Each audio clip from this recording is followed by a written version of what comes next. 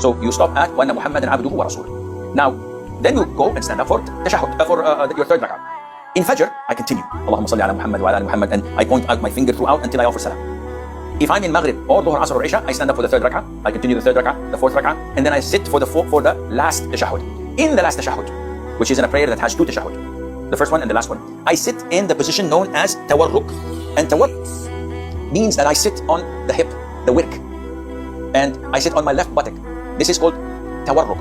And I erect my right foot as usual, but my left foot, which I used to sit on, now comes underneath my right leg. So this is called tawarruk. The Prophet used to do this in the third rak'ah in Maghrib and in the fourth rak'ah of Dhuhr, Asr and Isha.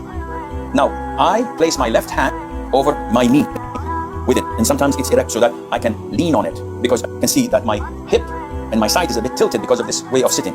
And my hand is on my thigh, pointing my finger, and I'm looking, and this is something important, when I sit for tashahhud, where the hadith, the authentic hadith states used to look at his index finger. So I should keep my sight throughout while wiggling it or moving it in its position.